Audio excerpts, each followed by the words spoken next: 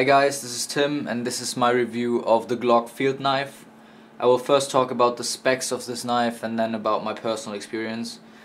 So let's start off. The knife itself has a 6.5 inch blade and a 5 inch handle. So it's a 16.5 centimeter blade and a 12.5 centimeter handle. And overall it's 11.5 inches. The blade steel is HRC 55, which is a spring steel, and it's not stainless, so it will rust on you. As you can see here, these little dots on the blade are rust. Okay, so I've been a bit sloppy with mine and it has rusted on me, which isn't bad, you know. It comes with a black coating. I don't know what coating that is, but it's some form of metal coating to prevent it from rusting. Mine has pretty much vanished because I've used it so much, and there's two options. One is the color. I have the one in black, which is black handle, black sheath and black blade, and there's also the tan version, which is a black blade and a tan handle and sheath. So you can pick, you know, and there's also the option to have a saw back, which I have because I had only the option of a saw back at the store where I got it. But you can also have the flat one, which just has a flat knife back blade, you know.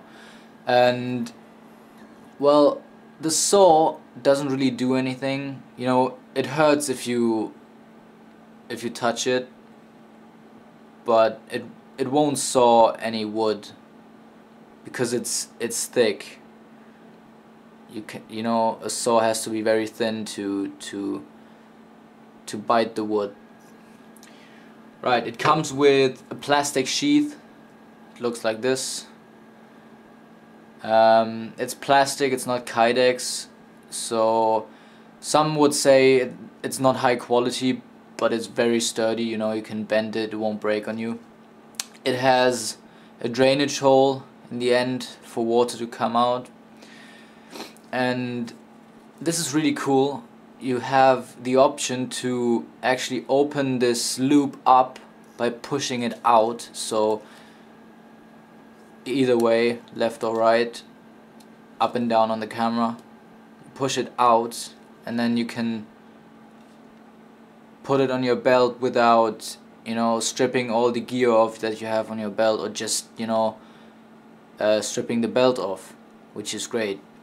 It's a bit hard at first, but if you try it a few times it will soften up and then it's fine. The knife holds in the sheath either way, so you can, if you're right-handed, you can put it like this, so you have it on your right side, and if you're left-handed you can just put it in the other way like this, so it's on your left side, and it snaps in very solid. It rattles, so you know, if you want to go silent, try a different knife. Or, you know, I don't know, it doesn't bother me so much, but if I would be running or if I wanted to be silent with hunting or something, I would not take this blade, just because it makes a lot of noise. So either way, it rattles if you do it like this, and it rattles if you do it like this. And I think that's mainly because it's a sheath where you can put it in either way, so left or right, so it doesn't have the contour of the blade itself. Yeah, that's it about the specs, I would say. It's a full tang design, so the steel goes in right to the back of the handle. Yeah, my experience, I don't know if you can see, but this blade was all black before, so I've used it excessively, I would say. It has a few nicks in the blade, and the angle is pretty much broken up, so I have to get it reprofiled, and so it's not that sharp anymore. It does the job, but it's not good for skinning or fine cutting tasks, just because it's too yeah, not so sharp. Excuse my English. Yeah, it has really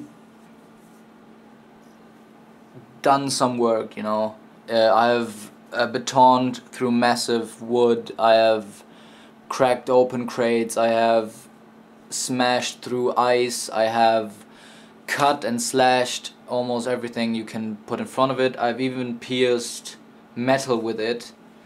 So I don't know, it's a bit hard to show on camera, but the tip is pretty dull. It's not a sharp tip, so I'm really pressing now. I mean, it's not comfortable, but it doesn't pierce my skin,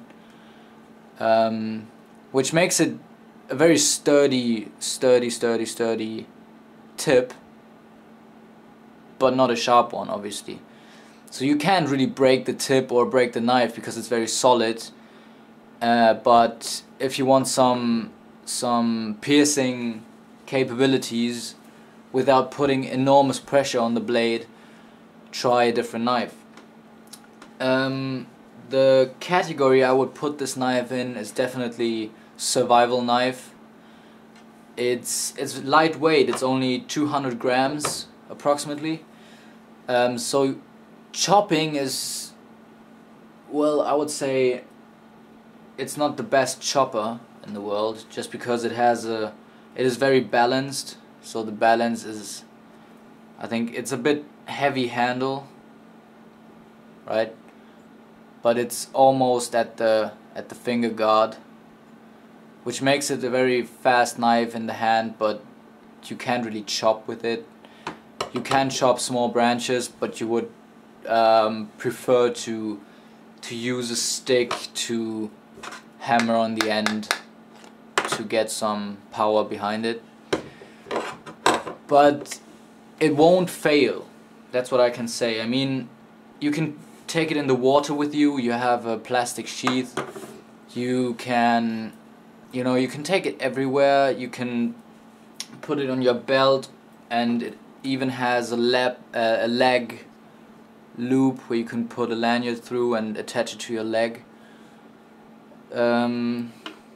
Yeah, and it's a very sturdy blade. As I said, I have tested it enormously. I think it's the most used blade that I have, and it has performed great. I mean, the blade doesn't chip, it bends, so you have little dents in the blade. Not easily, but it can happen. But you know, it's a cheap knife. I have paid 30 euros for it, and in the UK I think you can get it for 40 pounds, which is a lot more, but it's cheap for what you get. I mean, you would think that military blades, for example the Extrema ratio or even the Fox knives, they're really expensive, you know. They start at £100 in the UK, but I would say you get a good model for 150 going up. So you can go cheaper with a good survival blade and still have enormous, you know, power, and it's just a great knife. I don't know what else to say. It even has a bottle opener, so this thing right here. Yeah, I don't know if you have beer bottles with you when you're going out in the wild and try to survive. And you know, I think if you're not a dumbass, you can almost open a beer bottle with everything. You can do it with the blade tip or whatever. So yeah, I think that's it. It's a great knife. if you have the opportunity to buy one of these, even used, go get one. I'm serious. It's great. You can, you know, and it's not a pain in the ass if you get a scratch, or if you scratch the blade, or get a dent in the blade, or whatever. Even if the blade chips or breaks, and you break the knife totally, which is, in my opinion, very hard to do, you won't, you know, you won't cry over it. If you break a fox knife or something, you really are in trouble because you paid a lot of money for it. But here, it's enormous what a small and even cheap knife can do. And yeah, I mean, it's just great. I'm repeating myself, but I can't really find other words for it. So yeah, that's my review of the Glock Field Knife, and maybe I will attach some links where you can find it in the UK, because at the moment I am in England. So for all of you who live in the UK, go search for it. You can definitely find the knife in online stores. Thank you very much for listening, and I hope to see you soon.